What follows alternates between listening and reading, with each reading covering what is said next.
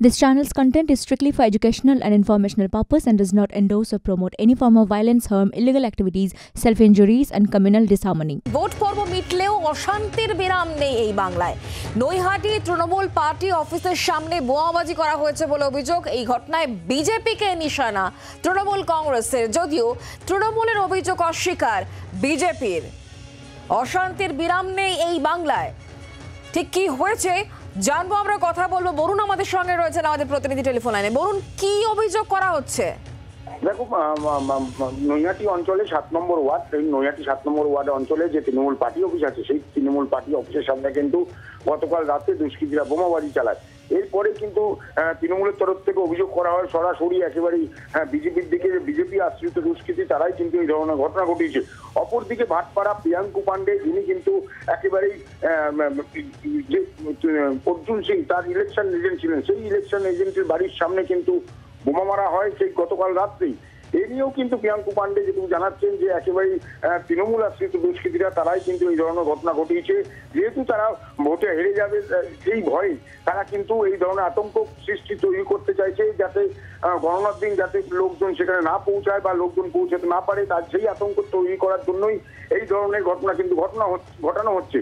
এই যে দুতরফে একে অপরের তরফ থেকে অভিযোগ জানানো হচ্ছে, একে অপরের কাঁধে দোষ চাপানো, কিন্তু সাধারণ মানুষ কিন্তু চান যে এই এলাকা অর্থাৎ এই ভাটপাড়া জগদ্দল 2019-2021 সালে তারা রুদ্র মূর্তি দেখেছে, সেই মূর্তি বা সেই যে অশান্তির সেই মুহূর্ত তারা কিন্তু মনেও করতে চান না, এবং তারা চান যে শান্তি ফিরে আসুক এবং শান্তিতে থাকুক বা এই ব্যারাকপুর অঞ্চলের বাসিন্দারা। অর্জুন সিং কিন্তু আজকে দাবি করেছেন যে প্রশাসন সব পারে, প্রশাসন যদি পারে খুব তাড়াতাড়ি দুষ্কৃতীদের ধরতে পারে, কিন্তু প্রশাসন যদি না এই ধরনের কোন রকম ব্যবস্থা না নেয় তাহলে কিন্তু এর চেয়ে বড় কিছু হয়ে গেলে তখন কিন্তু প্রশাসনের হাতের বাইরে চলে যাবে। অপরদিকে সোমনাথ শ্যাম তার যেটা দাবি, তিনি কিন্তু বলেছেন যেহেতু তৃণমূল পার্টি অফিসের সামনে বোমা মারা হয়েছে এবং সেহেতুই কিন্তু তারাই কিন্তু আবার এসে প্রিয়াঙ্কু পান্ডে বাড়ির সামনে বোমা মেরেছে, কারণটা ঘটনাটা ঘুরিয়ে দেওয়ার জন্য, নিজেদের দিকে ঠেলে দেওয়ার জন্য। পাশাপাশি তিনি বলেছেন খুব তাড়াতাড়ি কিন্তু যারা দুষ্কৃতী আছে তারা ধরা পড়বে, এমনটাই কিন্তু তার তরফ থেকে বলা হয়েছে। যদিও প্রশাসন সমস্ত সিসিটিভি ক্যামেরা অর্থাৎ নৈহাটি থানার পুলিশ এবং ভাটপাড়া থানার পুলিশ তারা সমস্ত সিসিটিভি ক্যামেরা খতিয়ে দেখছে এবং দুষ্কৃতীদের খোঁজে তল্লাশি চালাচ্ছে বিভিন্ন জায়গায়। ধন্যবাদ বরুণ।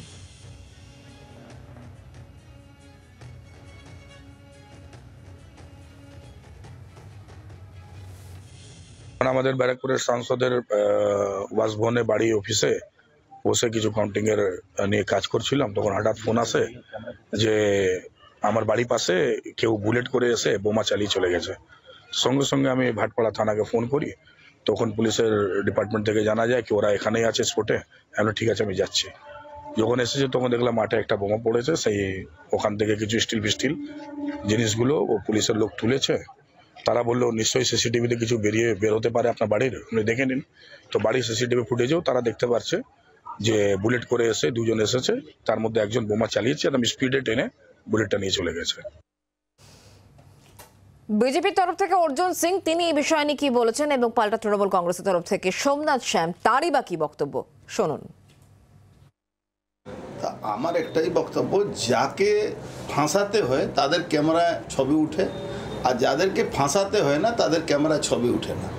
তা আমি দয়া করে পুলিশকে রিকোয়েস্ট করব, অনেক খেল খেলেছেন এই ইলেকশন পিরিয়ডে, অনেক লোককে 107, 110 কেটেছেন।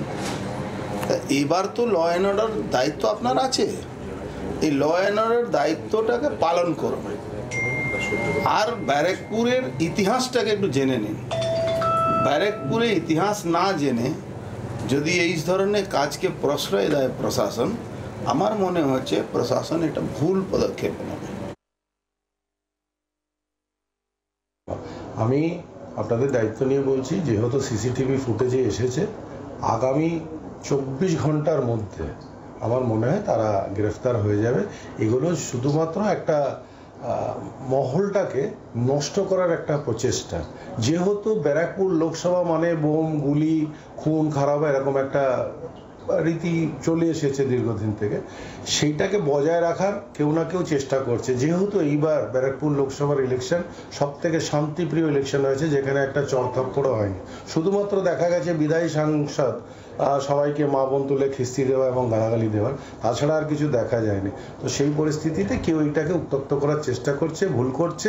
এটা 2019 নয়, যারাই করার চেষ্টা করছে তারা ফাঁদে পড়ে যাবে। প্রশাসন খুব শিগগিরই এটাকে বের করে নেবে।